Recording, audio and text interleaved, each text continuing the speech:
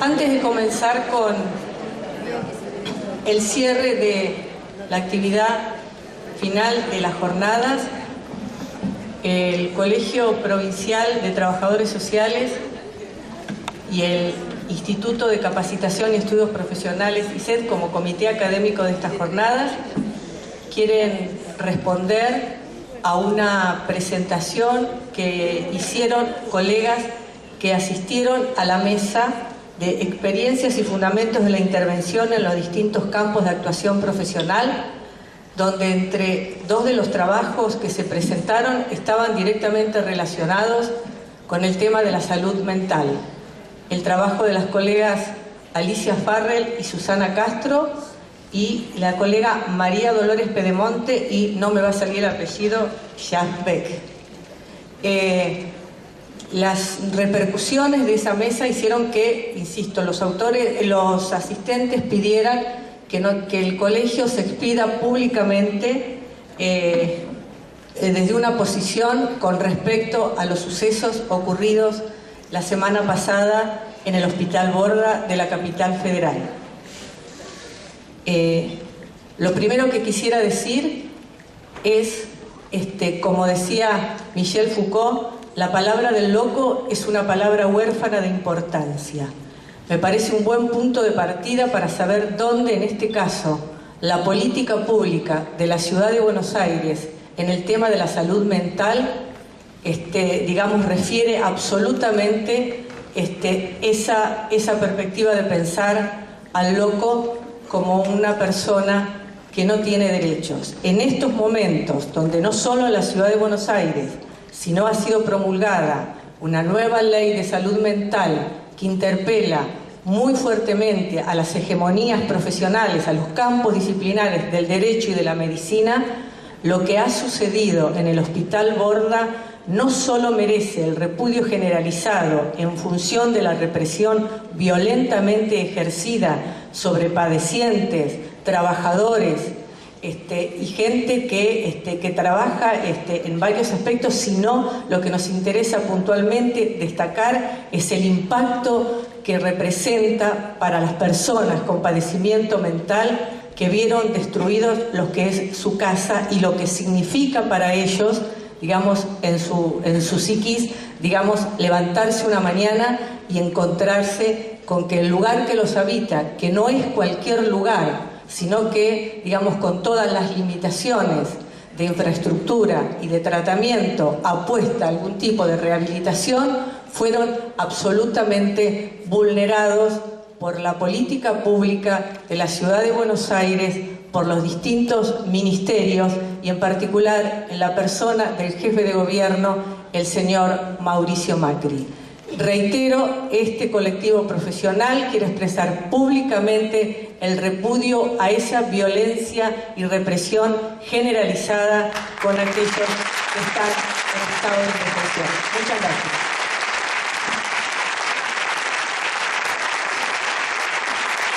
Invitamos a Mirta Rivero. Bueno, estamos ya finalizando estas jornadas que han tenido traspié en relación a los compañeros que no han podido llegar y ahora que no nos podemos ir. Si alguien va a Tandil, todavía no sé cómo vuelvo, un lugarcito. A pesar de todo hemos tenido una audiencia bastante importante y realmente es nuevamente una alegría estar pudiendo haber participado por segunda vez de organizar desde el Instituto de Capacitación y Estudios Profesionales unas jornadas del Colegio Provincial con estas características de masividad, de calidad, de conferencistas invitados. Lamentamos los conferencistas que no han podido asistir y con esta apertura al acceso con esta condición del no arancelamiento que hace que no recaiga sobre los que tienen que asistir al evento los costos, sino sobre las organizaciones. En esta oportunidad quizás no hemos contado con la colaboración de la universidad local. En otros eventos quizás eso es un fuerte apoyo porque las universidades tienen partidas destinadas a los eventos académicos y hoy en la mesa anterior se daba un poco este debate acerca del no arancelamiento y la verdad que nos alegra que esté este debate instalado, que hace unos años atrás no estaba instalado, no solo no estaba instalado, sino que estaba naturalizado, de que todo tenga que ser pago por quien quiere acceder a una mejor calidad de su formación, quien se quiere capacitar. Por un lado se defiende la educación pública y gratuita, pero por otro lado se ve claramente cómo hay una serie de negocios en torno a todo lo que es la capacitación de posgrado, a lo que son los eventos. Indudablemente estas actividades se pueden llevar a cabo con el compromiso, con la direccionalidad y con la decisión política de hacerlo. Por supuesto, la decisión política de poner los recursos en este tipo de actividades, de poner los recursos para que vuelvan a los matriculados. Me parece que eso es un antes y un después de esta conducción del Colegio Provincial, al quien desde el Instituto de Capacitación les queremos agradecer esta posibilidad que nos han dado de participar en esta comisión colegiada. Y de paso quiero mencionar a quienes conformamos este instituto, que somos 4 docentes universitarias. Está Virginia Siede, María Amelia de Lucía, Marina Capelo y mi nombre, que es Andrea Oliva, que somos de 4 universidades distintas. Y como docentes universitarios, como docentes exclusivas de la universidad, una de nuestras funciones es la extensión universitaria. De modo que nosotros entendemos esta actividad como parte de la carga horaria que tenemos como docentes universitarios. En ese sentido, nuestra actividad en el Instituto de Capacitación del Colegio es no rentada y no la entendemos como algo gratuito, sino como parte del salario que nos pagan desde la Universidad Nacional.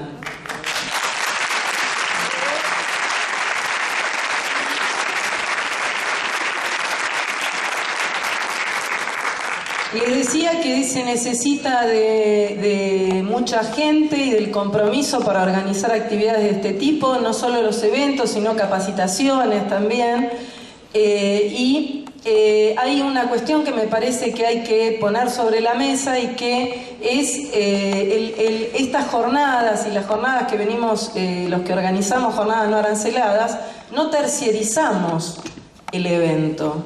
Acá es una cuestión fundamental para tener en claro, porque quienes cobran altos aranceles lo que hacen es terciarizar, por lo tanto se privatiza la organización y parte de esos recursos seguramente irán destinados a esta modalidad.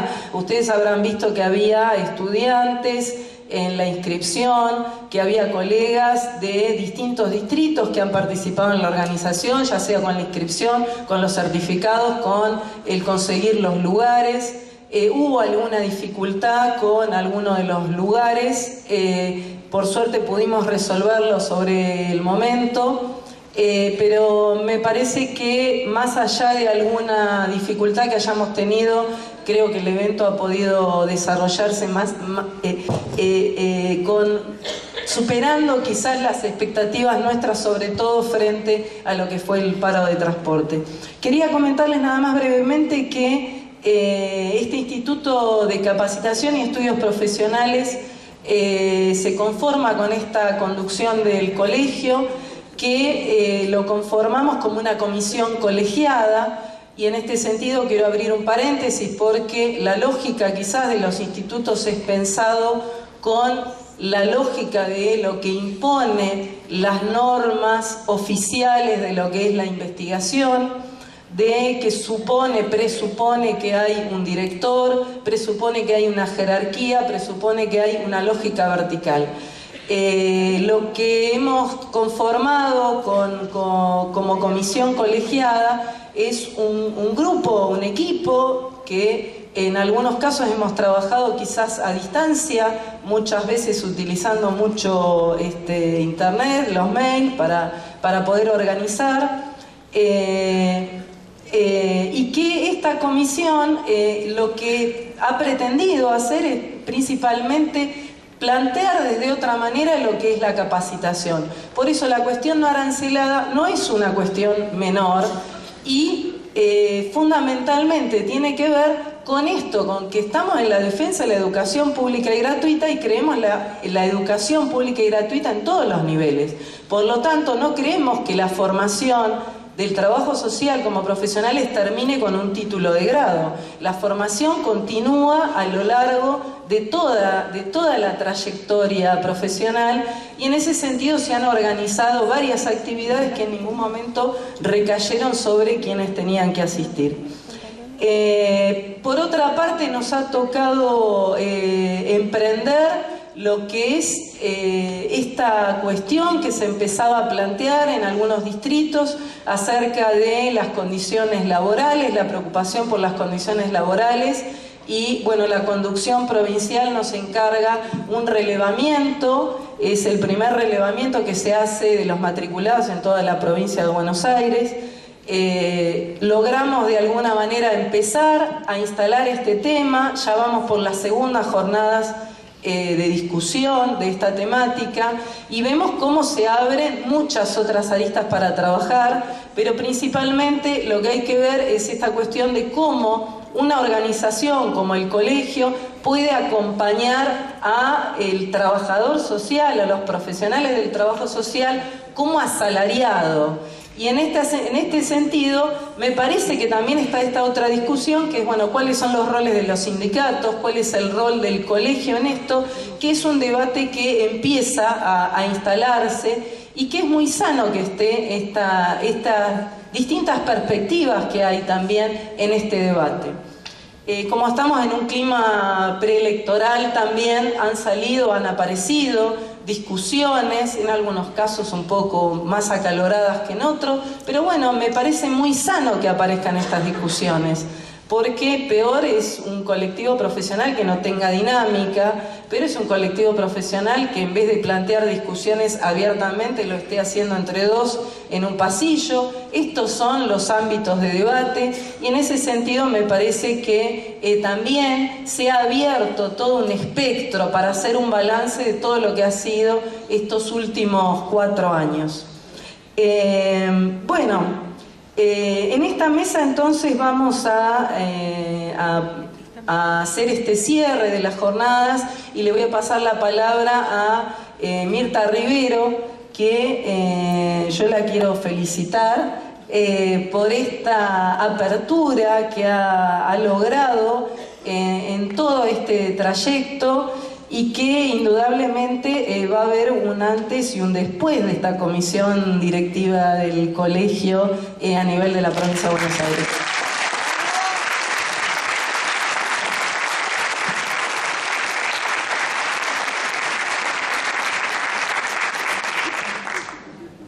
Bueno, en principio nosotros queremos agradecer, yo hablo en plural porque en realidad me siento parte de un equipo, fundamentalmente redescubrir que el espacio del colegio, que parecía imposible hace 10, 15 años atrás, que tuviéramos esta oportunidad de estar poniendo en debate mayoritariamente las preocupaciones respecto de la profesión y de las condiciones laborales. Eso era impensable una relación que necesita todavía mucho camino por recorrer, pero que hemos iniciado un punto de encuentro con los actores de la universidad. La universidad es una casa política, la universidad define sus planes de estudio y define allí los perfiles profesionales. Y los perfiles profesionales van directamente atados a las incumbencias. ¿Y quién regula las incumbencias? es un resorte de los colegios. Por lo tanto, ya en la línea formal hay una relación que es inevitable. Por supuesto, ha habido durante muchos años una separación poco feliz, pero que simbólicamente fue colocando a los profesionales en un lugar de distinción entre aquellos que piensan y aquellos que hacen. Y por suerte esa discusión hoy para los estudiantes actuales podemos decirle que hemos regresado a un lugar común de discusión. Eso no es poca cosa, porque en los años que nosotros estudiábamos esto era absolutamente lejano. Entonces, tener esta oportunidad, que fue algo pensado por muchos de nosotros en soledad, en pequeños grupos, que hoy lo hayamos podido materializar en un proyecto político del colegio y abrazarlo como una de las causas y horizonte, no creo que sea algo despreciable. Yo, sinceramente, a veces se acerca mucha gente por el lugar que ocupo, pero fundamentalmente la escucha es de agradecimiento porque este espacio está. Y muy pocos, pero con mucha fortaleza, están diciendo no soporto demasiado estas discusiones.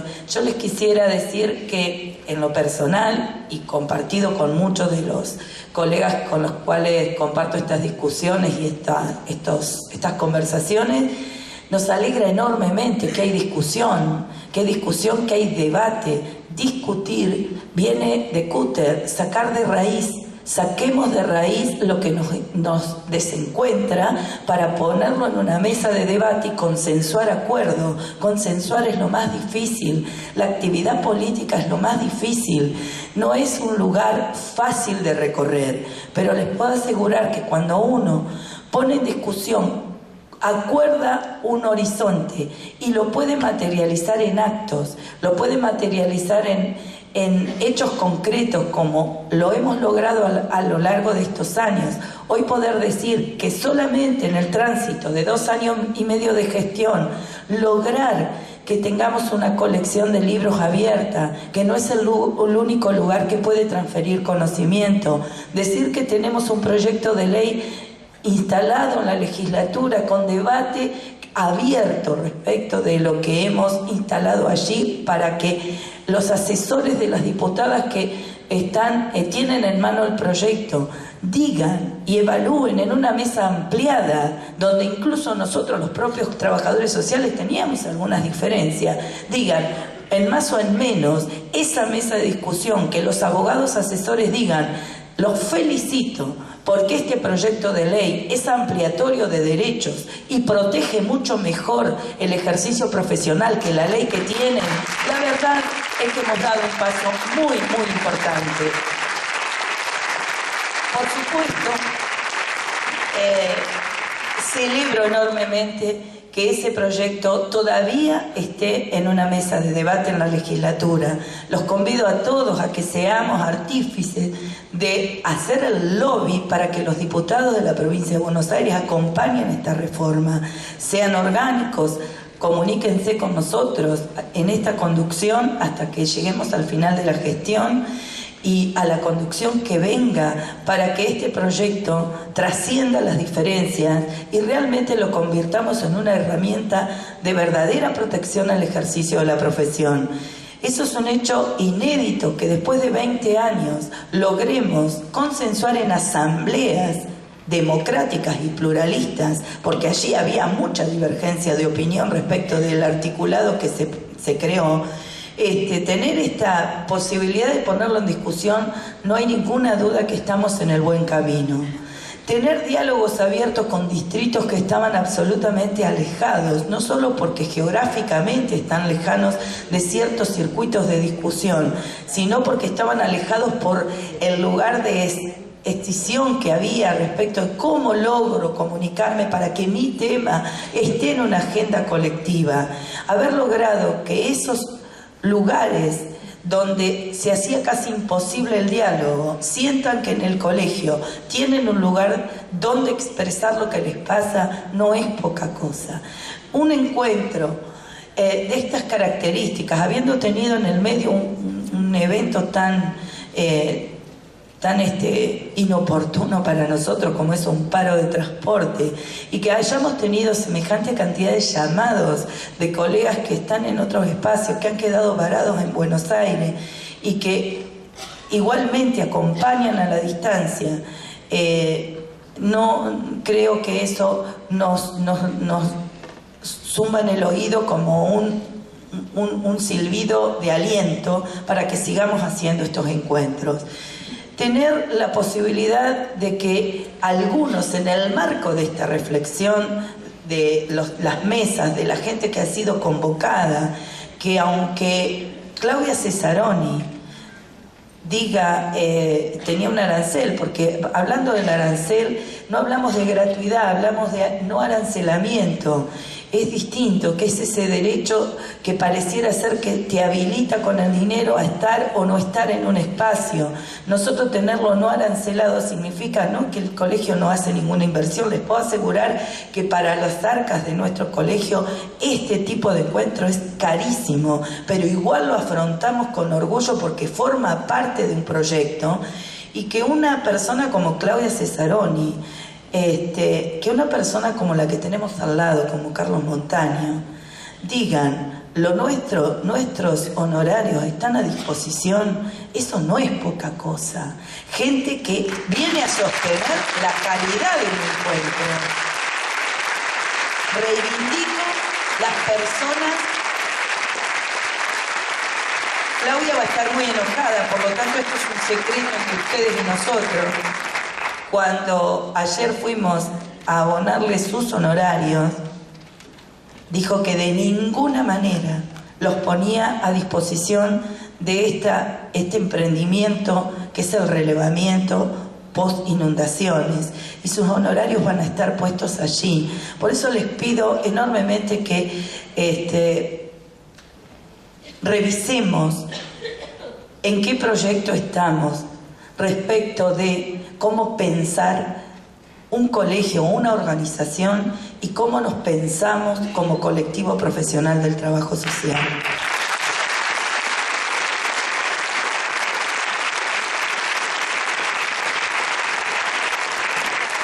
Así que podríamos enunciar acá un sinnúmero de otras actividades que hemos logrado. Hemos puesto en debate hasta las cosas más pequeñas pero más fuertes, como es la carga simbólica. Nosotros arrancamos con muchas medidas, pero parece una soncera, pero no es una soncera. Tener un cambio de símbolo en la imagen del colegio, así arrancamos en el 2011. Cuando ustedes ven este logo, que es distinto del logo que nos acompañó durante 20 años, tiene sobre la base de la letra y esa suerte de curvatura, hay todo un símbolo que lo trabajamos en una discusión enorme y profunda. La curvatura, ustedes ven ese símbolo recortado del Colegio de Trabajadores Sociales, es una línea de brazos abiertos. La T en el medio, hay un símbolo hacia arriba que es un circulito, es una persona. Esa persona es la T de trabajo. La curvatura de colegio y de S es una línea redondeada de brazos que abrazan. Sobre la base está sostenida una línea de colores que es la línea de la bandera huipala. No estamos hablando de cualquier cosa, estamos hablando de la multiculturalidad, estamos hablando de lo diverso, de los distintos colores, y les puedo asegurar que nosotros hemos hecho una gestión que ampara y protege la discusión en la diversidad y la diferencia. Les puedo asegurar que eso hemos logrado. Vayamos por ese símbolo, hemos cargado ese símbolo de contenido. Les puedo asegurar que tienen mucho contenido, lo hemos demostrado.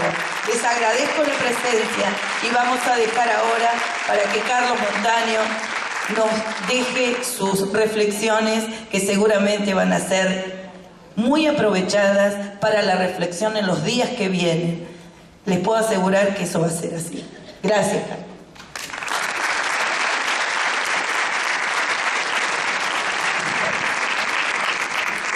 Bueno, buenas tardes ahora, porque ya son buenas tardes a todos y todas. Realmente es un honor estar aquí dividiendo esta mesa con Mirta, con Andrea, a quien tengo un profundo cariño y respeto profesional y académico y político.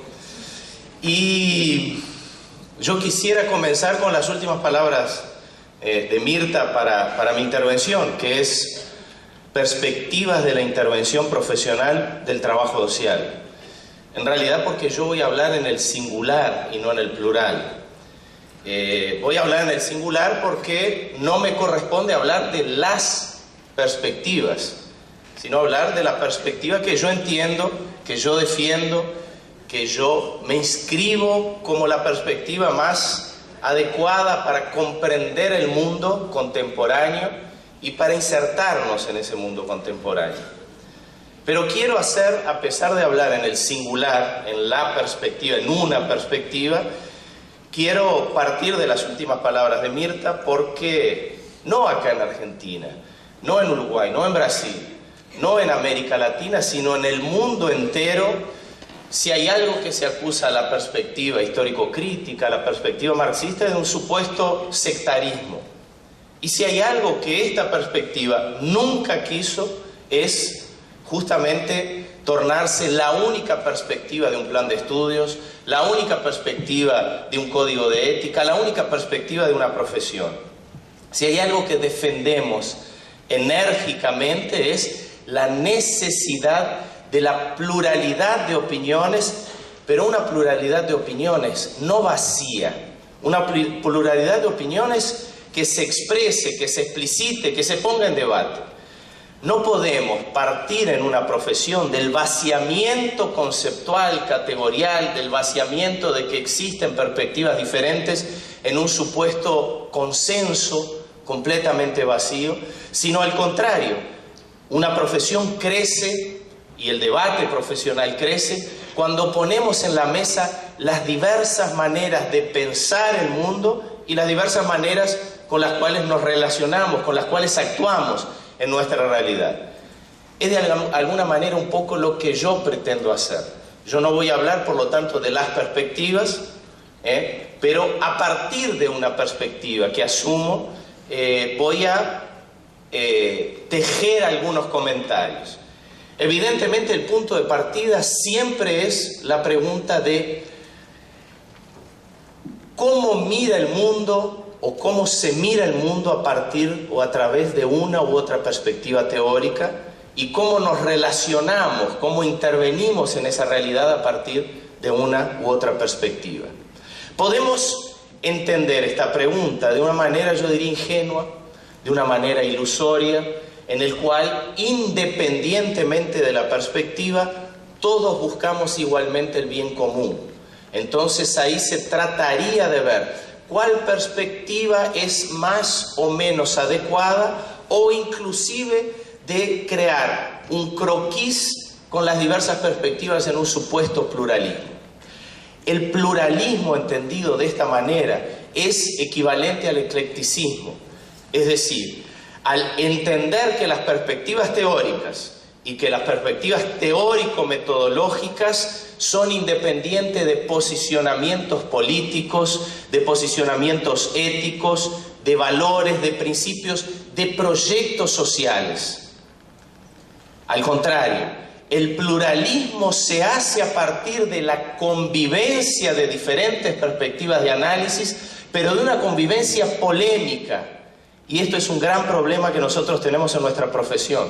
No solo en el mundo contemporáneo, pero particularmente en nuestra profesión. Porque cuando alguien explicita su perspectiva, explicita su punto de vista y defiende su perspectiva y su punto de vista, se lo trata de sectario. Pero cuando alguien esconde su perspectiva, esconde sus valores, esconde el proyecto social que persigue, él es pluralista. Esto es un falso pluralismo. Construyamos el pluralismo a partir de poner en la mesa las diferentes perspectivas con sus valores explicitados, con sus proyectos sociales explicitados, etc. Si yo defiendo la obra de Mary Richmond como la perspectiva de intervención profesional, esto no es ajeno a valores, esto no es ajeno a proyectos profesionales, esto no es ajeno a proyectos sociales. Si yo defiendo la perspectiva sistémica, la perspectiva posmoderna, cualquier perspectiva que yo defienda está saturada de valores, de principios éticos, de proyectos sociales. Entonces yo voy a hablar a partir de una perspectiva, la perspectiva histórico-crítica, que como voy a tratar de identificar, participa y tiene como puntos de partida algunos valores, algunos principios y un central proyecto de sociedad. Pero para hablar de esta perspectiva, lo primero, y muy rápidamente solo lo voy a mencionar, y esto es fundamento de la perspectiva histórico-crítica, es decir, de la perspectiva que busca, a través del análisis crítico de la historia, la verdad. Entonces, con esto ya estoy explicitando algunas cosas. En primer lugar, existe verdad. Existe una verdad objetiva, existe una verdad material, existe una verdad histórica. Si no existiera verdad, sería relativo y producto de las sensibilidades o de las vivencias de cada uno, una interpretación sobre esto que está ocurriendo. Cada uno tiene su interpretación, cada uno tiene su vivencia, cada uno tiene su opinión, pero hay una verdad objetiva en la realidad. Cuando estamos hablando de hambre, el hambre es independiente de cómo esa persona se siente frente a esa circunstancia. Es muy importante cómo la persona se siente, porque a partir de ahí vamos a ver cómo esa persona se relaciona con su situación, enfrenta su situación o la padece de forma resignada. Es muy importante cómo la persona se siente, pero es un hecho objetivo, verdadero, incuestionable, que existe una situación de hambre ahí. Como ejemplo de esto, cualquier otra situación. Entonces, un punto de partida es: existe una verdad objetiva independientemente de cómo subjetivamente cada uno percibe o vivencia esa realidad. Y en segundo lugar, que la comprensión de las realidades y de las formas de expresión de la realidad, por más local y singular que sea, la debemos buscar a través del análisis de la historia. No del análisis de las percepciones, del análisis estructural, de la dinámica, del desarrollo de los procesos históricos. Entonces, el análisis crítico de la historia es lo que nos permite, a través de la razón, comprender la realidad y a partir de ahí enfrentarla. Por cuenta de esto, el punto de partida que yo voy apenas a mencionar en mi intervención es partir de en qué contexto histórico estamos. Y más allá de lo obvio,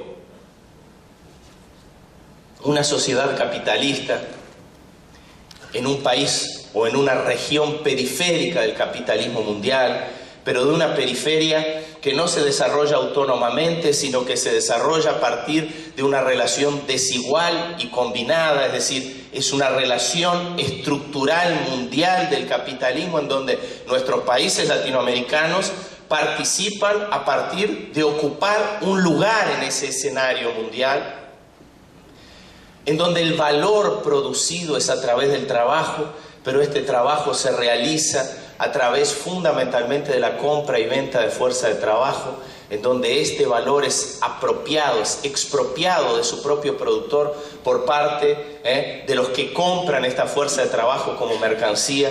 Más allá de esta obviedad que precisa ser explicitada y que nosotros lo conocemos y lo vivenciamos, es preciso decir algunas novedades del escenario mundial, pero que las voy apenas a mencionar. Pero lo primero que nos convoca es ver si la bibliografía que estamos estudiando nos permite tener herramientas para comprender el mundo contemporáneo a partir de estas continuidades y de estas rupturas o de estas novedades. En primer lugar, vivimos en un mundo capitalista en un escenario de crisis. Y esto no lo voy a desarrollar, pero evidentemente tiene impactos muy profundos en todo lo que es la acción social del Estado, que de alguna manera fue posible a partir de un excedente económico en los momentos de expansión capitalista, pero también representa conquista de las clases trabajadoras de los sectores subalternos. Es decir, la crisis capitalista mundial hace que el capital, en lugar de reinvertir en la actividad productiva, reinvierta fundamentalmente en la especulación financiera. Y esto hace que los servicios públicos y las políticas sociales sean reducidas en su cantidad, en su calidad, y sean retiradas de la condición de derecho de ciudadanía. Vivimos en un contexto también en donde la producción capitalista que nosotros conocemos como fordista, como producción en masa, también entra en crisis y pasa a ser sustituida por otro tipo de producción que envuelve una relación de subcontratación o tercerización con el trabajador. Todas las industrias, las grandes industrias del mundo capitalista contemporáneo, expulsan fuerza de trabajo, o la expulsan real y absolutamente, o las transforman, en buena parte de ellas, en una relación de tercerización con enorme pérdida de derechos laborales, de condiciones laborales, etc. En tercer lugar, la llamada crisis del bloque soviético o del bloque socialista, que con todas las críticas que podamos y efectivamente debamos hacer aquella experiencia, significaba antes una división, entre otras cuestiones ideológicas, políticas, etcétera, una división del mercado mundial en dos bloques que a partir de esta crisis se deshace y el mundo capitalista pasa a absorber prácticamente, absolutamente todos los mercados del mundo sin ninguna limitación bélica, militar, ideológica, política, etc. Y en tercer lugar, o en cuarto lugar, el impacto que todo esto tiene para las luchas sociales, para el papel político en las luchas de las clases trabajadoras y de los sectores subalternos. Voy apenas a mencionar dos cuestiones fundamentales. En primer lugar, el enorme desempleo y subempleo causado no solo, aunque particularmente en nuestros países latinoamericanos. Hace tiempo atrás, un programa periodístico muy tendencioso en Brasil, discutiendo la flexibilización, la llamada flexibilización del contrato de trabajo, hacía preguntas a los trabajadores en la calle y preguntaba lo siguiente: en este contexto de desempleo, le preguntaba a los trabajadores, ¿usted aceptaría reducción de salarios y pérdida de derechos laborales para mantener su puesto o no? No había un único trabajador que dijera lo contrario. Todo el mundo decía, claro, yo acepto que mi salario sea reducido, yo acepto que mis derechos sean retirados para mantener el puesto de trabajo, porque lo peor que le puede pasar a un trabajador en el mundo capitalista es perder su empleo, y sabe que hay tanto déficit de puestos de trabajo que si pierde su empleo no reingresa nunca más. Entonces está dispuesto a perder condiciones conquistadas de trabajo para mantener su empleo. Vean el impacto político de esto en la clase trabajadora. Vean el impacto político de esto en la organización, en los proyectos colectivos de la clase trabajadora. Nos resignamos a una postura defensiva e individual para mantener nuestros puestos de trabajo. Y esto, desde el punto de vista histórico, es significativo en la correlación de fuerzas sociales y en cuando pensamos en un proyecto de transformación social. Pero lo segundo, además del efecto del desempleo en el mundo contemporáneo, el efecto ideológico que ha generado una debacle en partidos políticos, en movimientos sociales, en organizaciones sindicales, en organizaciones políticas de izquierda progresistas que hayan tenido un determinado proyecto de transformación, que ahora se resignan, en la mejor de las hipótesis, a mejorar dentro de lo posible el mundo capitalista, a crear una perspectiva posibilista de humanizar el capital. Y en esto estamos hoy perdiendo nuestro proyecto de transformación social en aras de proyectos de empoderamiento, de economía solidaria, de autoayuda, de solidaridad en la sociedad civil, de aquello que es posible dentro del capitalismo, pero posible como horizonte, renunciando al horizonte de la transformación social. A muy grandes rasgos, este es el proyecto, el contexto contemporáneo. Contexto contemporáneo que se enfrenta a partir de una racionalidad, de un proyecto hegemónico en nuestros países y en los países centrales, que es el proyecto o la ofensiva neoliberal, que tiene 3 pilares fundamentales y apenas los voy a mencionar. Uno, el combate al trabajo. Es decir, el proyecto neoliberal, en primer lugar, busca destruir, en primer lugar, todos los derechos conquistados o buena parte de los derechos conquistados por los trabajadores y sectores subalternos. Eliminarlos, porque esto tiene costo. ¿Acá se dice aguinaldo? Sí. El aguinaldo es que, vengo de Colombia, en Colombia se dice la prima. Entonces cuando yo decía renunciar a la prima, la gente no entendía bien a qué me estaba refiriendo.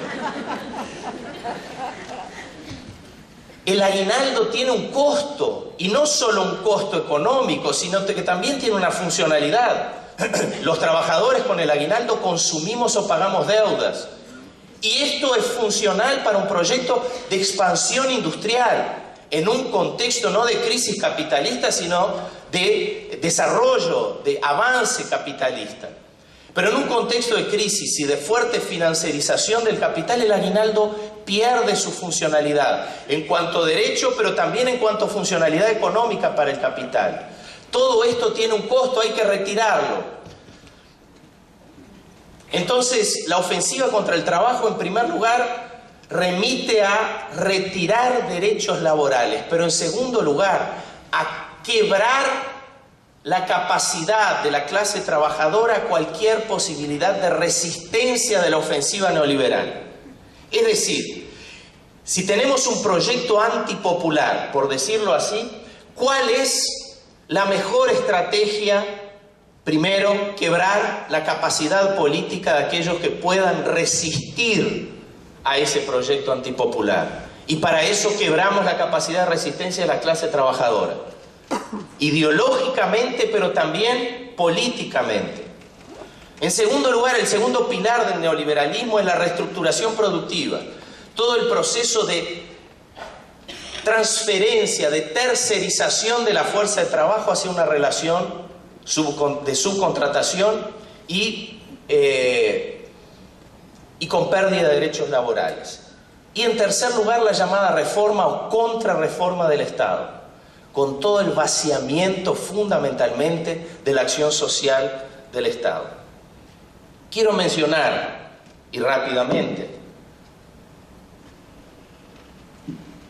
para concluir con este panorama inicial, que si pensamos en perspectivas de análisis y perspectivas de intervención profesional, debemos pensar cómo estas perspectivas se insertan para analizar el mundo contemporáneo, pero como yo decía, a partir de valores, de principios éticos, de postulados políticos, ideológicos y particularmente de proyectos sociales, cómo estas perspectivas se insertan en los proyectos sociales, en los proyectos de sociedad. Y podemos decir a muy grandes rasgos que existen en la contemporaneidad por lo menos 3 proyectos sociales fundamentales, principales. En primer lugar, el proyecto neoliberal, absolutamente hegemónico en todo el mundo capitalista, o sea, podríamos decir, en todo el mundo contemporáneo.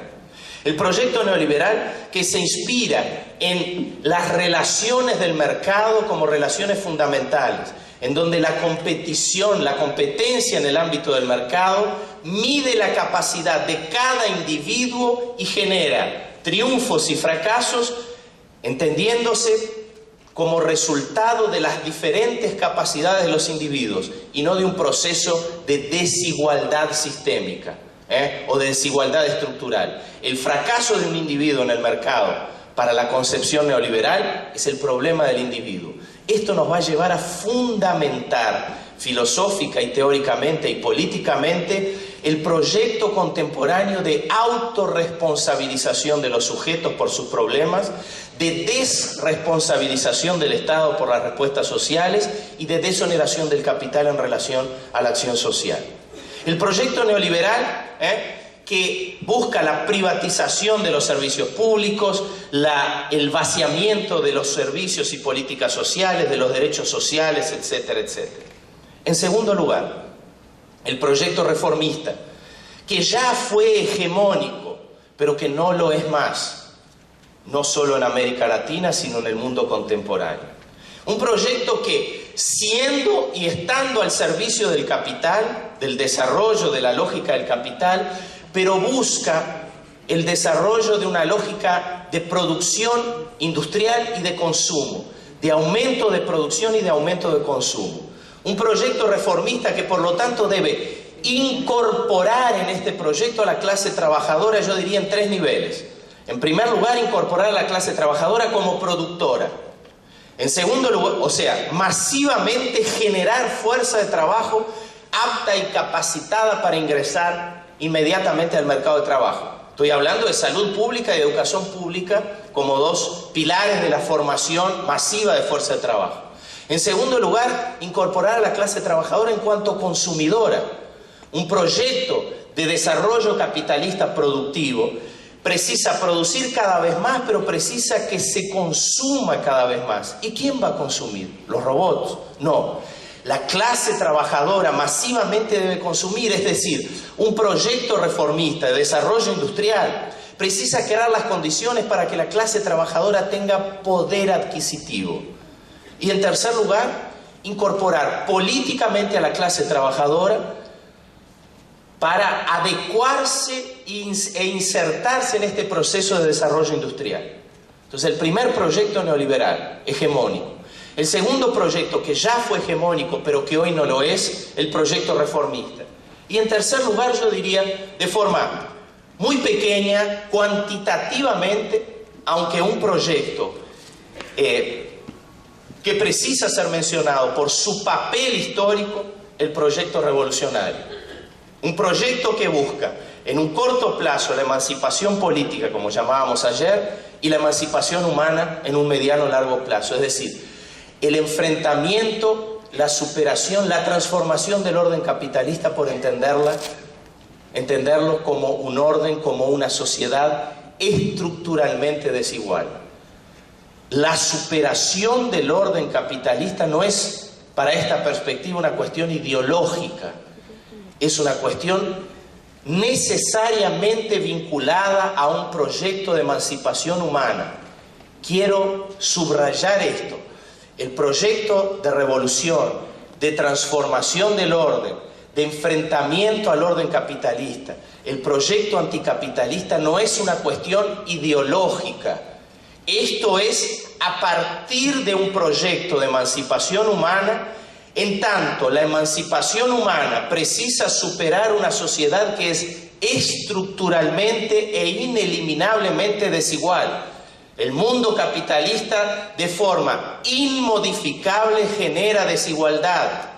Un proyecto de emancipación humana tiene que tener, por lo tanto, como horizonte la superación de este tipo de sociedad.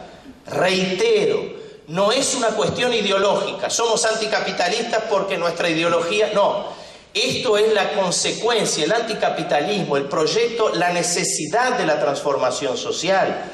Es una necesidad imperiosa vinculada a un proyecto de emancipación humana. Este es un pilar fundamental de mi intervención en este segundo momento que quiero proponer. Si voy a hablar de la perspectiva o de la tendencia histórico-crítica en el trabajo social, en primer lugar debo hacer mención a qué es la crítica. En segundo lugar debo hacer mención a 3 pilares fundamentales de esta perspectiva. Y en tercer lugar, a un elemento central de esta perspectiva, que es el que yo mencionaba ahora, pero que voy a retomar. la perspectiva de transformación social. Si hay algo que unifica la perspectiva histórico-crítica, si hay algo que cualifica la perspectiva histórico-crítica, es su punto de partida. Se pretende una transformación social. No estoy hablando de la transformación social, lo dije ayer, pero lo voy a reiterar, a partir de la práctica profesional. No es esto. Pero sí de tener como horizonte ético-político la transformación social, la superación del orden capitalista. Esta es una perspectiva, y quiero subrayarlo claramente, porque en aras de lo que yo decía al inicio, es importante el debate. Y lo que estoy diciendo son cosas absolutamente polémicas, pero cosas que podemos polemizar en la medida que explicitemos nuestros puntos de partida. En la medida que explicitemos nuestras perspectivas éticas y políticas, en la medida que explicitemos nuestros proyectos sociales. Si hay algo que cualifica a la perspectiva histórico-crítica, obvio, no solo en el trabajo social, pero también en él, es el partir de la necesidad de la transformación social. Es decir, miramos la realidad e intervenimos en la realidad teniendo como proyecto allá en el horizonte histórico la transformación del orden capitalista. Este es el punto de partida central que tenemos que preguntar si las otras perspectivas o cuáles otras perspectivas se plantean el mismo proyecto o qué tipo de proyecto social se plantean otras perspectivas teóricas, teórico-metodológicas, profesionales, etc. Es decir, la manutención del orden con algunos cambios, la manutención de las relaciones capitalistas con algunas mejoras, el no cuestionamiento de los fundamentos que generan desigualdad en nuestra sociedad, cuáles son los principios y los valores éticos y políticos y cuál es el proyecto social que cada una de las perspectivas que nosotros discutimos se plantean. Precisamos, colegas, compañeros, poner en la mesa estas cuestiones para poder debatir, para poder tomar partido en el sentido de tener opinión, de posicionarnos, de cuestionar, de comprender cada una de las perspectivas que se plantean en nuestra profesión, a qué valores responde, a qué proyecto social responde. Los valores de la perspectiva histórico-crítica y el proyecto de la perspectiva histórico-crítica, quiero explicitarlo de nuevo. Son los valores del trabajo, los valores de la igualdad, los valores de la libertad como fundamento, ¿no?, de la libertad formal, los valores de la eliminación de la desigualdad estructural y por lo tanto un proyecto social que tenga como horizonte la transformación de la sociedad capitalista. Si este es el punto de partida, por lo tanto, ¿qué papel juega este término que todo el mundo usa? Crítica. Lo primero que quiero mencionar muy rápidamente es que el término crítica es usado por todo el mundo. Preguntemos a nuestros vecinos, a nuestros familiares, preguntemos a nuestros colegas de trabajo. ¿Usted se considera crítico? Vamos a ver quién dice que sí. Todos nos consideramos críticos, todos somos críticos.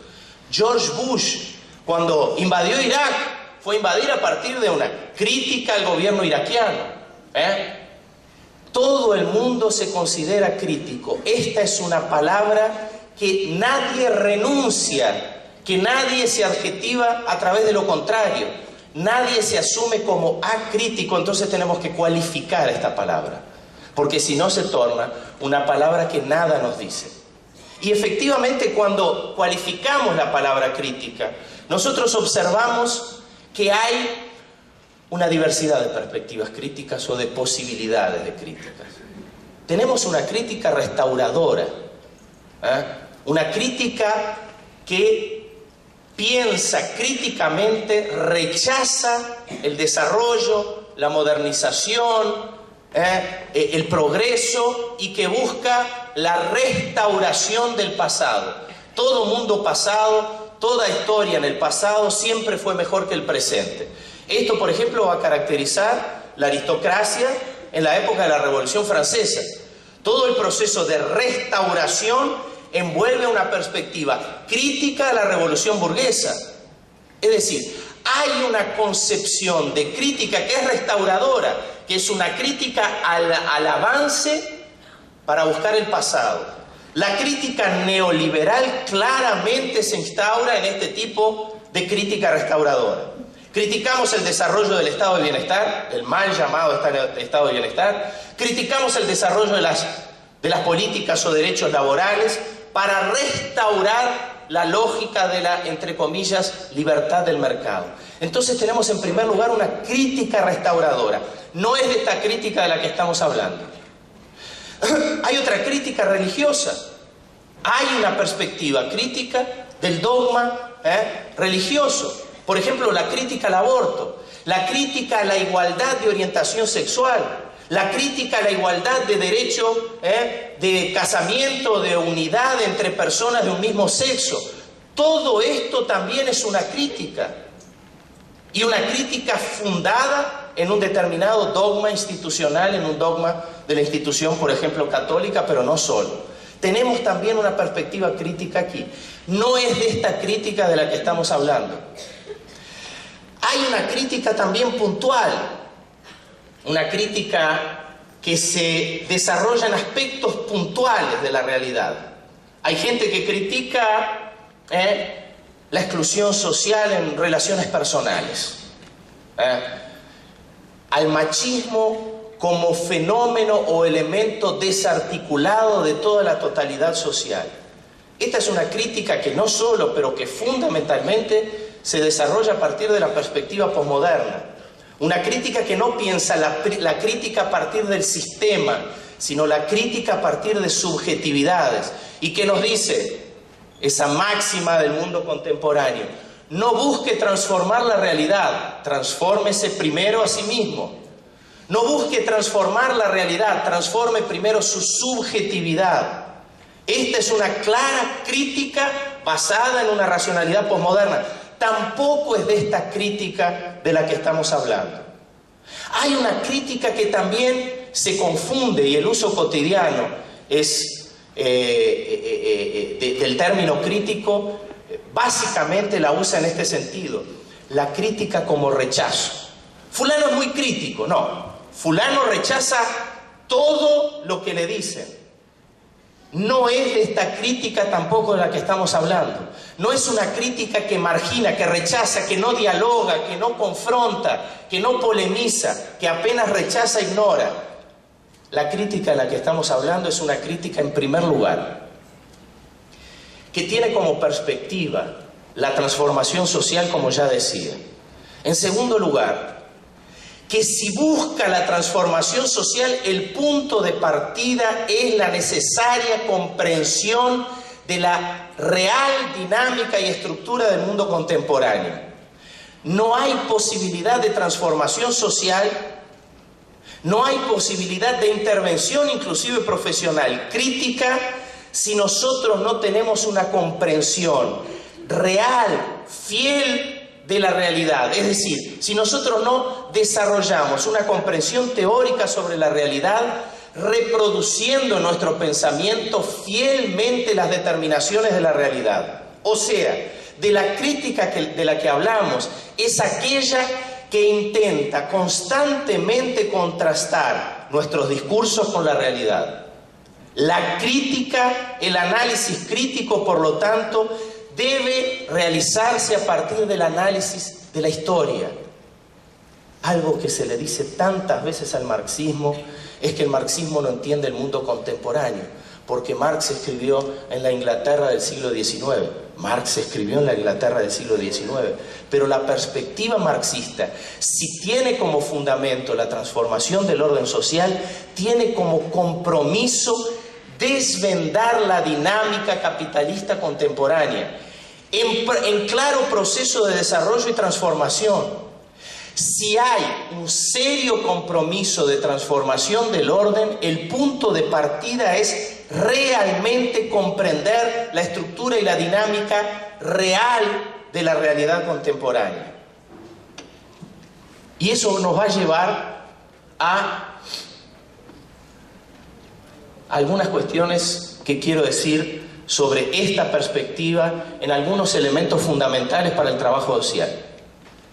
En primer lugar, esta perspectiva nos permite entender críticamente el papel de nuestra profesión, sin caer, como decía ayer, en el fatalismo ni en el mesianismo. Una perspectiva que a través del análisis crítico de la historia desvenda nuestro papel social, sin pensar mágicamente en un compromiso natural con el pueblo, en una transformación social mística. No, realmente busca entender el lugar de nuestra profesión en la sociedad, y al encontrar este lugar descubrimos nuestra funcionalidad contradictoria, por un lado con la reproducción de las relaciones sociales hegemónicas y por lo tanto con la reproducción del orden capitalista, pero en segundo lugar y contradictoriamente vinculado a un tipo de intervención en la cuestión social que envuelve conquistas y derechos sociales, laborales, etc. Es decir, encontrar a través de una perspectiva histórico-crítica un papel contradictorio de nuestra profesión, que si bien ineliminablemente, o si se quiere, independientemente de nuestra voluntad, cumple tanto un papel funcional de reproducción del orden, cuanto también un papel contradictorio de defensa o de inserción en el ámbito de las conquistas sociales, de los derechos laborales, de los derechos sociales, de las políticas sociales, etc. En segundo lugar, esta es una perspectiva que nos permite entender claramente los fundamentos de la crisis contemporánea. Otras perspectivas, por ejemplo, la perspectiva posmoderna, no piensa la crisis contemporánea como un fenómeno mundial. La crisis es un elemento de concepción o vivencia subjetiva de cada individuo. Cada individuo va a vivir la crisis de una manera diferente. La perspectiva liberal va a entender la crisis contemporánea como un déficit de desarrollo capitalista. O sea, solucionar la crisis capitalista con más desarrollo del capitalismo. Pero la crisis contemporánea, a partir de una perspectiva histórico-crítica, nos permite entender los fundamentos de la crisis contemporánea, no como un déficit de desarrollo, sino como el producto del propio desarrollo capitalista. Existe una relación dialéctica, que acá no la podemos trabajar a fondo, entre desarrollo capitalista y crisis. La crisis es un momento necesario y cíclico del propio proceso del desarrollo capitalista, que pasa por periodos de expansión capitalista con aumento de productividad, con aumento de consumo, con inserción de fuerza de trabajo al mercado de producción, etcétera, etcétera, que pasa por momentos de estagnación y que necesariamente llega de forma cíclica, o sea, repetitiva, a periodos en el cual el capital produce más mercancías que la capacidad de absorción del mercado, y por lo tanto entra en un periodo de crisis. Esta perspectiva nos permite entender críticamente los fundamentos de la crisis y por lo tanto no vamos a resolver a partir de nuestra práctica profesional la crisis, pero nos va a permitir observar críticamente en qué proyectos profesionales, en qué proyectos sociales estamos insertos y a partir de esto, qué funcionalidad o no tienen con procesos de transformación o de reproducción del orden vigente. La perspectiva histórico-crítica, voy a acelerar un poco, nos permite entender también los fundamentos de la pobreza. La perspectiva posmoderna nos dice, la pobreza es multicultural y cada uno la vive de forma diferente. Entonces un tipo se está muriendo de hambre, pero está viviendo una situación afectiva diferente. Entonces para él hay una pobreza afectiva y no una pobreza económica. La perspectiva liberal va a entender la pobreza también como un fenómeno autónomo, producto de una cultura, de un déficit individual. Cada individuo pobre es responsable por su propia situación. Es decir, o porque tiene un déficit de planeación, él no sabe adecuar sus gastos en función de sus rentas, o un déficit educativo, o un déficit comportamental. Tiene hábitos que lo llevan a malgastar dinero, etcétera, etcétera. O sea, la perspectiva liberal responsabiliza al individuo por su situación. La perspectiva histórico-crítica entiende la pobreza a partir de otro par dialéctico: pobreza-acumulación. En el mundo capitalista, diferentemente de sociedades precapitalistas, la pobreza no es el resultado de un déficit de riqueza, de una riqueza insuficiente, sino al contrario, es el resultado de la propia riqueza. En el mundo capitalista, cuanto más riqueza se produce, mayor acumulación capitalista y por lo tanto más pobreza. No me crean, vayamos a los diarios y veamos cuál era el nivel de riqueza acumulada en mediados del siglo XIX, cuál era el nivel de riqueza acumulado a inicios del siglo XX, a mediados del siglo XX, y cuál es el volumen de riqueza acumulada en pocas manos en la contemporaneidad. Y lo que vamos a ver es que el mundo capitalista se desarrolló, produjo cada vez más riqueza y por lo tanto se acumuló cada vez más riqueza en pocas manos. La pobreza es el otro lado de la moneda de la acumulación capitalista. Solo la perspectiva histórico-crítica nos permite entender los fundamentos de la pobreza. Y por lo tanto, quiero que entiendan bien, no estoy hablando de cuestiones estructurales que no nos interesan para la práctica profesional. Acá hay cuestiones de fondo que nos vinculan profesionalmente. Porque si yo entiendo, como la perspectiva posmoderna o como la perspectiva liberal, que la pobreza es el resultado de los comportamientos o acciones individuales, yo voy a operar profesionalmente a partir del empoderamiento, del estímulo, de la autoayuda, de la economía solidaria, etc. Es decir, si la causa de la pobreza está en el individuo, la solución de la pobreza está en el cambio de comportamiento del individuo. Voy a generar cursos de capacitación, empoderamiento, movilización, organización, para que el propio individuo responda a sus situaciones. Un análisis que me permite ver que la pobreza es el otro lado de la moneda, de la acumulación capitalista, me hace que, si yo me inserto en estos procesos profesionales, por lo menos lo haga de forma crítica, por lo menos lo haga comprendiendo los límites y los vicios ideológicos y políticos de este tipo de proyectos. No voy a entrar en un proyecto de empoderamiento creyendo que sea la solución de la pobreza. Puedo hasta entrar en un proyecto de intervención aquí, pero sabiendo que es una forma paliativa de intervención y no la solución a los fundamentos de la pobreza. En síntesis, y lo último que quiero hablar, porque podría y quería hablar de otros ejemplos del análisis histórico-crítico en función de otras cuestiones, de entender el desempleo, de entender las políticas sociales, etc. Pero valen estos como ejemplos de un análisis que a partir de una perspectiva de transformación social tienen el compromiso de entender los fenómenos con los cuales nosotros lidiamos en nuestra cotidianidad a partir de sus fundamentos, no de su apariencia, sino de sus fundamentos estructurales. Y aquí, por lo tanto, quiero mencionar dos cuestiones muy rápidas y ya termino,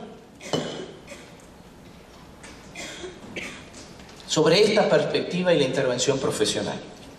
Y quiero mencionarlo muy rápidamente, algo que podemos desarrollarlo más a partir del debate o a partir del resto de nuestras vidas, porque estos no son cuestiones que se resuelvan en una mesa, en una conferencia y en 2 o 3 preguntas, sino que es material para nuestra polémica cotidiana y permanente.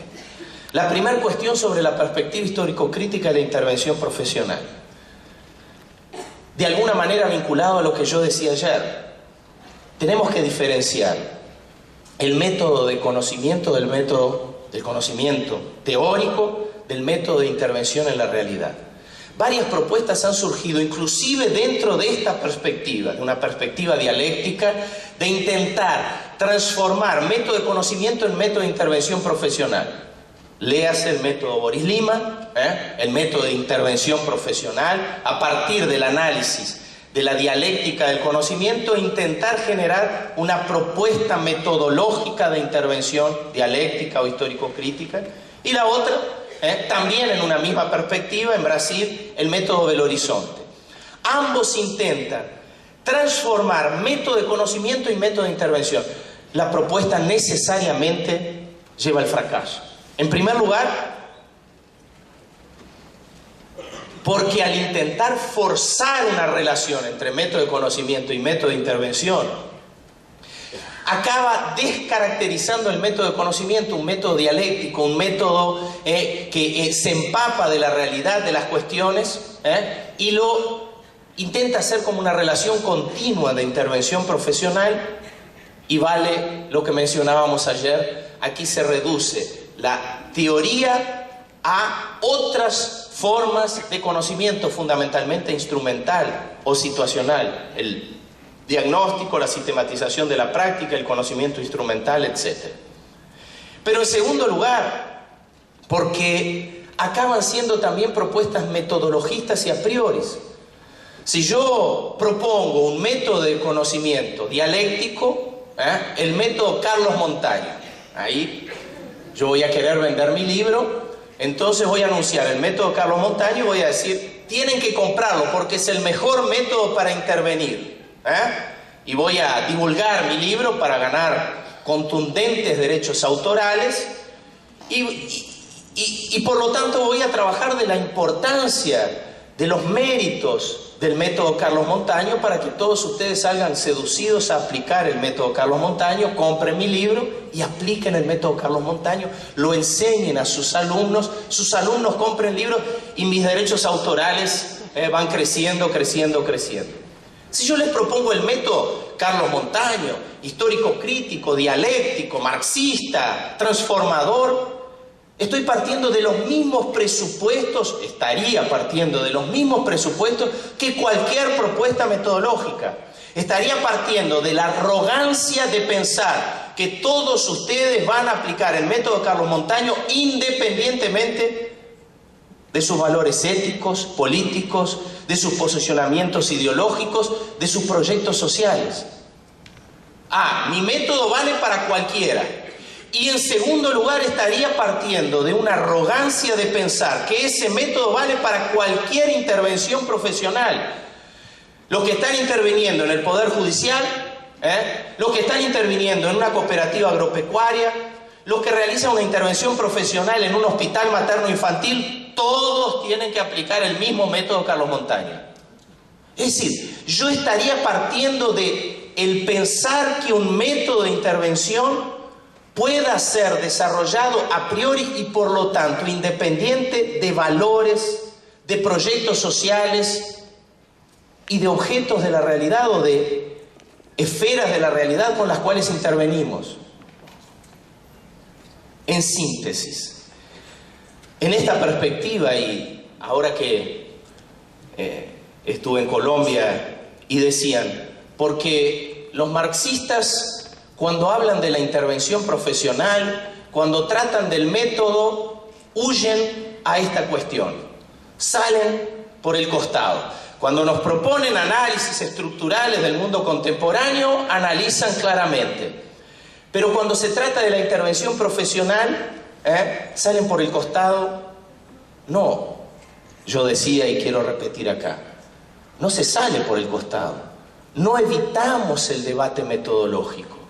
Lo que hacemos es decir clara y contundentemente que no hay método de intervención, que lo que nosotros desarrollamos son estrategias de intervención que las construimos a partir, uno, de nuestros valores ético-políticos, de nuestros proyectos de sociedades, del profesional. Dos, de la realidad de que se trate. No es lo mismo el proceso de intervención. Cuando yo trabajo con convictos en la clase, con apenados, yo orienté una estudiante que trabajaba esta cuestión y descubrí que, no sé si en español también se llama así para los que trabajan, que apenado es el que está cumpliendo una pena. Para mí apenado era el que estaba en un rincón llorando por una desavencia amorosa. Pero el que está trabajando con apenados no desarrolla el mismo proceso de intervención que quien está trabajando con enfermos terminales de cáncer, que quien está trabajando con comunidades indígenas. Son procesos diferentes, la realidad diferente exige procesos diferentes de intervención, estrategias diferentes de intervención. Entonces, además de los valores, proyectos, profesionales, individuales y colectivos, está también el tipo de realidad que yo enfrento, pero también los intereses, la correlación de fuerzas, la ideología, las concepciones, las características e intereses que están presentes en los diferentes sujetos que no son únicos de la realidad en la cual estamos interviniendo. El proyecto también, o el proceso de intervención también tiene que desarrollarse en función de eso. Tiene que desarrollarse en función también de algunas características institucionales. Somos trabajadores y vendemos nuestra fuerza de trabajo. No somos meros serviles a nuestra institución, pero tampoco somos agentes que llegan a las comunidades desinstitucionalizados. Somos trabajadores que llegamos a nuestros campos de intervención a partir de instituciones, y estas instituciones, lo sabemos bien, nos limitan, nos ponen condicionamientos, nos ponen procesos, exigencias, etcétera, que algunas podemos enfrentar, otras no. Entonces nuestros procesos de intervención de alguna manera también se adecuan a ese tipo de características. Es decir, si pensamos en la intervención profesional en una perspectiva histórico-crítica, y con esto termino, es claro que nos interesan las disciplinas de metodología de trabajo social.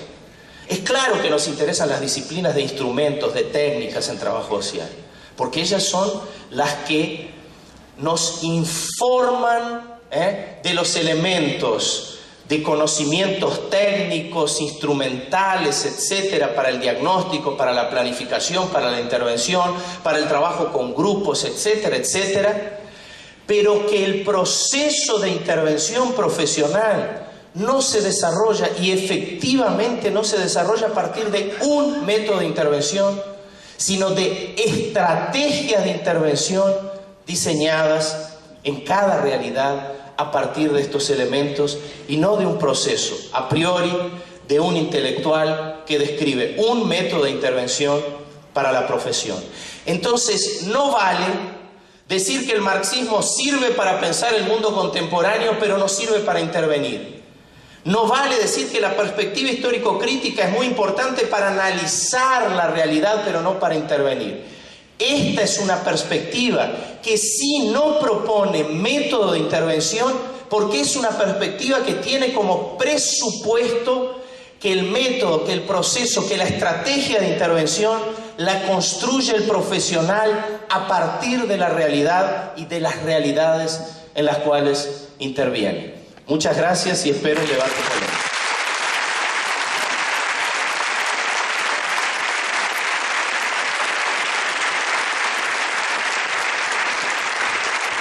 Bueno, muchas gracias. Estamos con 15 minutos con los que podríamos hacer alguna ronda de preguntas. No sé si las han alcanzado por escrito o acercamos el micrófono. Si tienen algo para formular.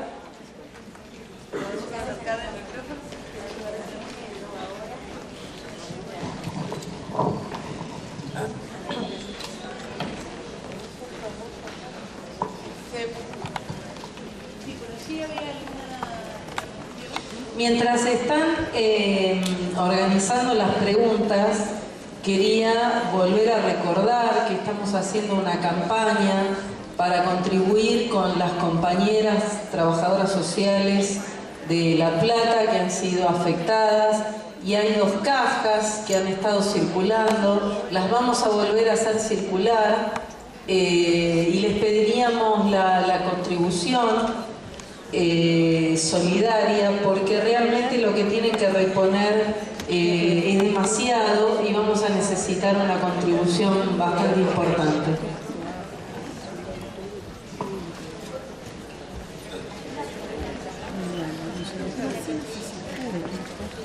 Llega una pregunta que me parece que no es para el conferencista.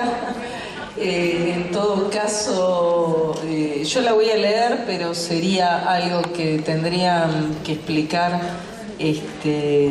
la gente de aquí, del distrito. Igual, de todas maneras, esperamos que lleguen otras preguntas, ¿no? ¿Por qué la Universidad de Mar del Plata no apoyó estas jornadas, dicen?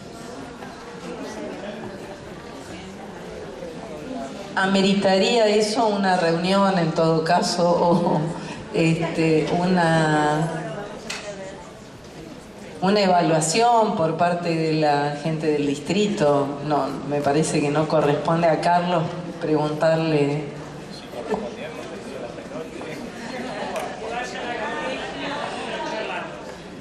¿Querés decir algo?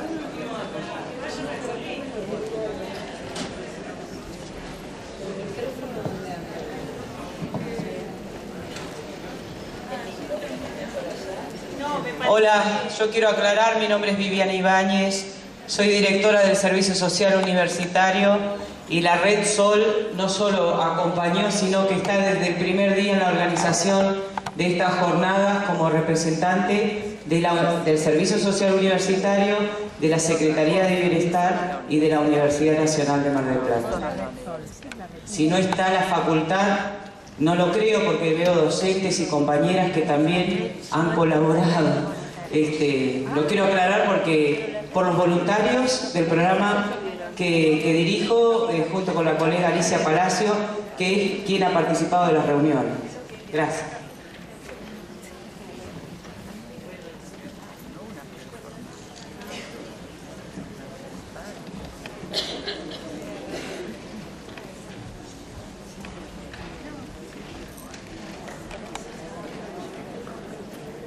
En realidad, ayer cuando las palabras de apertura, yo agradecí a la Red Sol del Servicio Social Universitario. Me parece que este es un debate al interior del distrito y la gente de la universidad. Es un espacio que nos ha costado construir, y yo agradezco profundamente a los docentes que trabajaron con los estudiantes para que vengan como voluntarios. Agradezco a la gente del Servicio Social Universitario que nos abrió sus puertas y nos acompañó con estudiantes y con presencia de profesionales de ese servicio todas las jornadas. Lo que sí sentimos, y esto lo hablo en nombre de la comisión directiva y de las consejeras, que como institución, la Universidad Nacional de Mar del Plata, nosotros esperábamos otra presencia, porque tuvimos reuniones, hubo notas, hubo pedidos de acompañamiento y de financiamiento en algunas cosas. En realidad, tuvimos esta respuesta de usted que agradezco a los docentes y al Servicio Social Universitario. Me parece que es un debate al interior del distrito. Nosotros, todavía estamos en gestión y estaremos hasta mediados de julio, pero me parece que es un buen debate y un buen espacio. Invito a los matriculados para acercarse al colegio, y creo que estas jornadas y la evaluación de estas jornadas y el lugar que tuvo el distrito, la organización, me parece que también es un tema de debate al interior del distrito de Mar del Plata. Así que están invitados. Bueno, mientras llega alguna pregunta o una intervención, si no, yo ya iba a hacer una. Yo soy Florencia, soy del Grupo de Estudio de Trabajo Social de acá de Mar del Plata, de la Facultad de Ciencia de la Salud y Trabajo Social. Más que nada agradecer en realidad y saludar esto, porque para nosotros es muy importante. Como ya dijimos anteriormente, en nuestra currícula, en nuestra carrera no se ven los contenidos de la corriente histórico-crítica, ni siquiera se nos da para elegir el panorama, sino que se ve solamente una corriente. Entonces nos dio muchas herramientas teóricas, muchas herramientas también para la práctica, y la verdad que agradecemos mucho. Invitamos a todos los estudiantes de trabajo social que están hoy acá de la facultad a que se acerquen al grupo de estudio, nada más.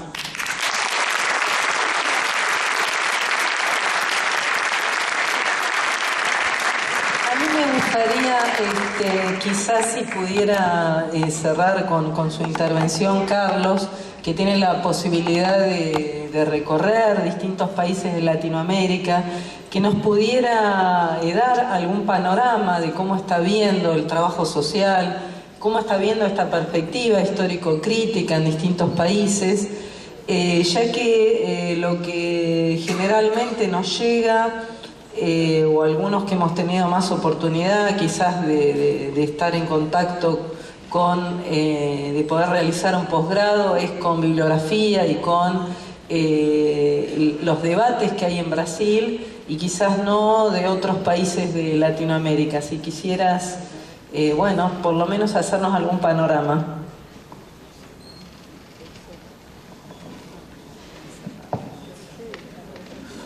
¿Algún panorama para pensar el trabajo social en América Latina? ¿Cuántas horas ustedes están...? Está. Sí, no, además. Hay 5 minutos mismo porque a las 2 creo que termina. Se corta el micrófono y tenemos que salir todos. Bueno, voy a decirlo muy rápidamente y lo que queda lo conversamos mediante cervezas, mate. En primer lugar, yo creo que América Latina, América hispánica fundamentalmente, ha vivido un proceso de reinstitucionalización democrática que yo llamo tendencialmente del retorno al pasado. Cuando reingresamos a la reinstitucionalización democrática en los años 80, con universidades y particularmente con nuestra Facultad de Trabajo Social devastadas en los niveles de profesorado, con profesores con cargas horarias minúsculas, con bibliotecas absolutamente devastadas, con planes de estudios, con doctrina de seguridad nacional instaurada, etcétera, etcétera, con profesores proscriptos, exiliados, desaparecidos, etcétera. Reingresamos en general siguiendo, y esto es una hipótesis porque es imposible con los datos que existen, eso ameritaría una investigación más sólida, en general reingresamos con una estrategia del retorno al pasado, es decir, de reinstaurar los planes de estudios antiguos, las bibliotecas antiguas, los profesores, profesionales, etcétera, antiguos. Y esto nos generó un enorme desfasaje para entender el mundo contemporáneo, porque en ese periodo la crisis capitalista, la caída del muro de Berlín, la reestructuración productiva, la hegemonía neoliberal, todo esto ocurrió en el mundo contemporáneo que nuestra bibliografía de antes de nuestras dictaduras no daba cuenta. Estábamos pensando en la mejor de las hipótesis y de forma aún muy inicial y muy ingenua el desarrollismo en América Latina. O sea, volvimos en los años 80 sin instrumentos para pensar el mundo contemporáneo. Esto crea un desfasaje enorme. Brasil ha tenido un poco un camino diferente, inclusive porque su dictadura es una década anterior y una dictadura nacionalista que no devastó la universidad, claro que la controló, etcétera, pero creando posgrados, bueno, una serie de cuestiones, una lucha social, el surgimiento en los años 80 de la CUT, del movimiento de los trabajadores sin tierra, de una movilización y luchas sociales muy ardua que llevó en el trabajo social a un proceso diferenciado. Esto lleva a muchos colegas, muchos autores, acá en Argentina, en Venezuela, en diversos lados, a hablar de la perspectiva brasilera. Y al hablar de la perspectiva brasilera, se rechaza la perspectiva brasilera como un todo. Y esto crea una frontera nacionalista muy complicada. El debate que estamos trabando no es entre naciones, los brasileros contra los argentinos, los uruguayos contra los chilenos.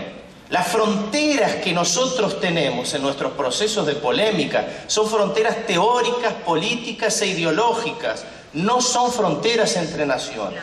O sea, cuando pensamos el trabajo social en América Latina, no podemos pensarlo en Brasil, en Argentina, en Colombia, etcétera, sino debemos pensarlo a partir de cuáles son las perspectivas que están teniendo desarrollo, a veces hegemónico, a veces único o a veces en una pluralidad de perspectivas, etcétera. El desafío, por lo tanto, y esto es para cumplir con los 5 minutos que me dieron, porque podríamos realmente trabajar esto mucho más.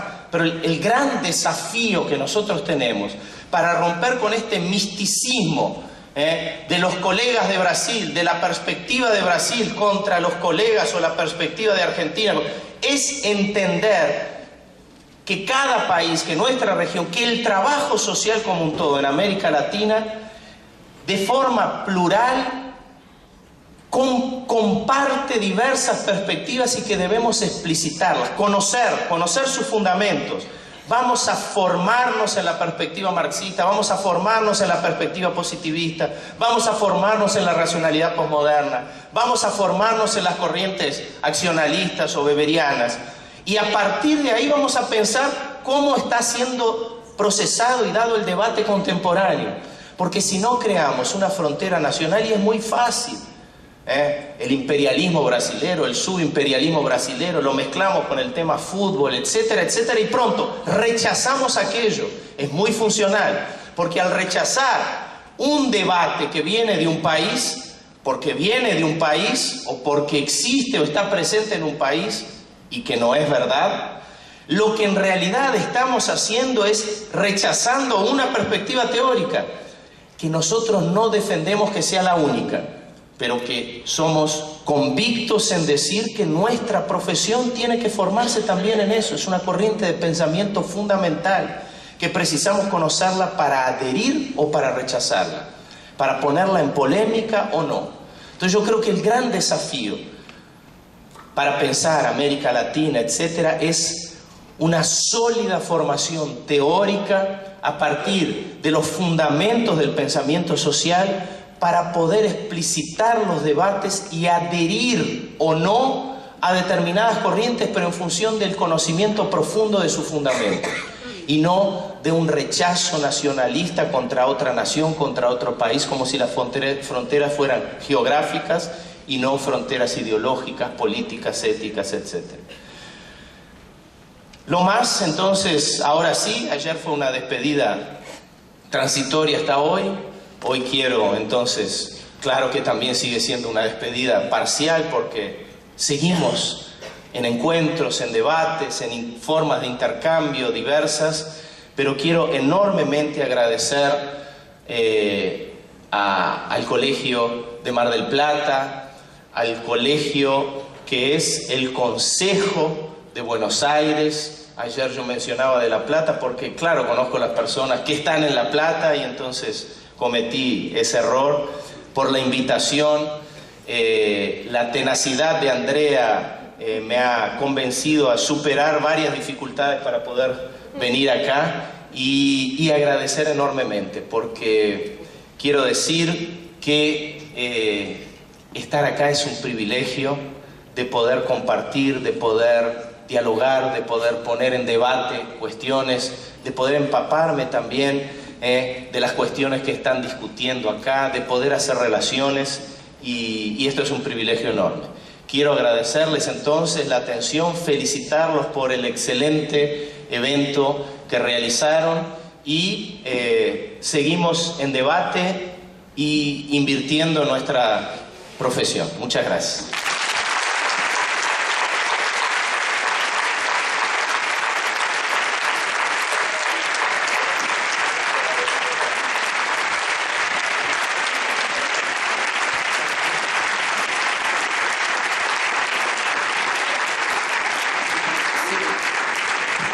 Bueno, estamos en un momento de despedida por un rato, porque seguramente nos vamos a seguir viendo en otros espacios, pero quisiera rescatar las palabras del inicio de Carlos, cuando pone en tensión cuestiones de las prácticas y de los discursos en los cuales nosotros instalamos algunas fronteras que a veces nos cuesta un precio carísimo respecto de cómo intercambiar saberes. Él dijo en un momento, en una percepción acerca de cómo se construye una perspectiva. o cómo se habilita la discusión o un dispositivo para la discusión como este, cuando uno manifiesta una perspectiva. Si uno la manifiesta, dicen que son sectarios, solamente queremos que pienses como yo. Si no lo digo y lo oculto, eso está ponderado y bien valorado como la pluralidad. Nada más falso. Estas casas, los colegios, las academias, los gremios, son casas políticas. Todos jugamos al ejercicio de un poder y tenemos vocación de persuadir al otro para que se acerque y seamos más en cómo pensar un modo de mirar nuestras prácticas y cómo llevar adelante un proyecto profesional. No hay ninguna duda, y eso quedó explicitado por nosotros, hemos tenido una gran honestidad intelectual y política. Cuando llegamos hace 2 años y medio, la mayoría de nosotros sabemos que en los espacios donde nos movemos somos minoría.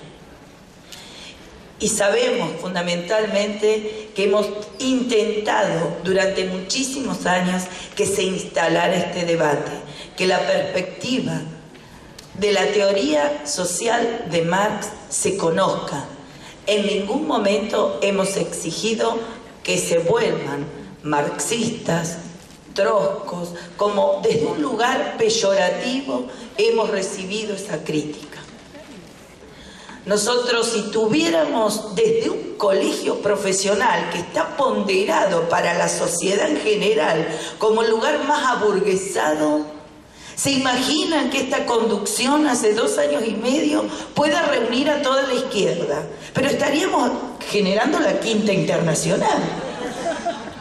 De ninguna manera, compañeros, nosotros reunimos el ala de la izquierda. Simplemente estamos intentando que la diversidad de pensamiento en el trabajo social quede explicitada.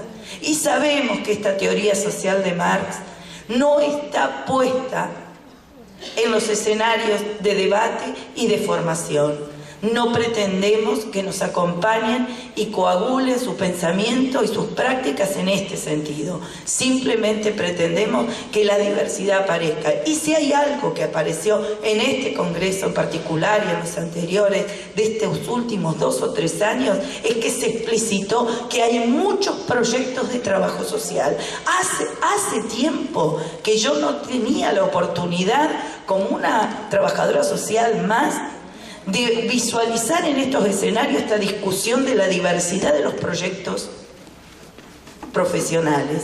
Antes estaba todo como en un mismo rango, como naturalizado, que no había diferencia. Las diferencias están, es necesaria colocarlas en debate y hace falta que empecemos a recorrer en esta divergencia de proyectos profesionales para que de verdad podamos construir un proyecto colectivo.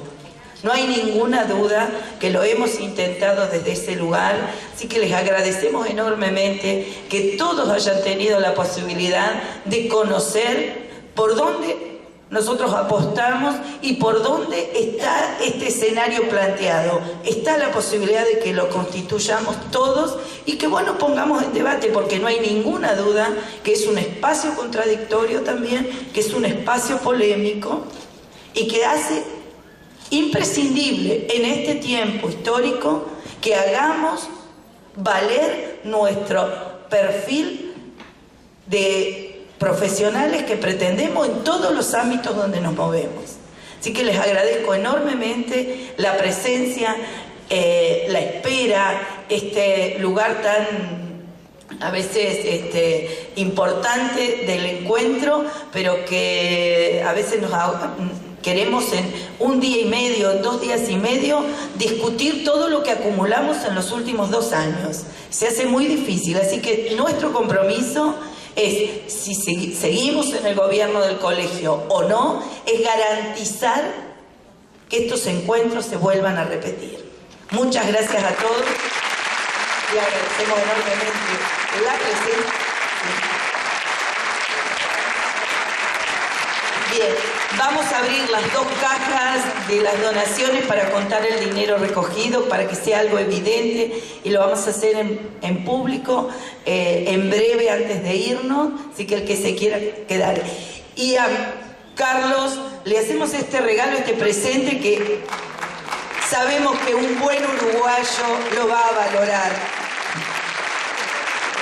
Por primera vez tenemos elementos y cosas que tienen el logo del colegio, así que los invitamos a que compren nuestros libros y compren nuestras cositas de mercadeo, porque ese es un dinero que recuperamos para sostener este tipo de encuentros también. Perdón, desde la Comisión del Distrito Mar del Plata tenemos unos obsequios. Acá el Distrito Mar del Plata también.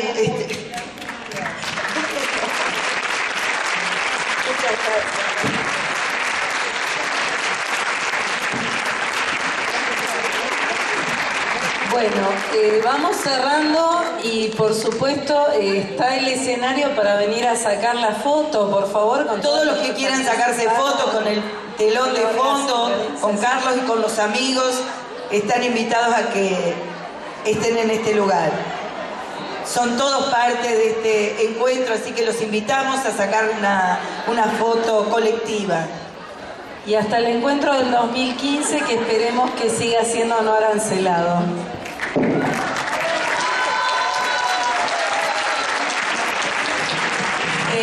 Mientras suben para la foto, todavía hay algunos colegas...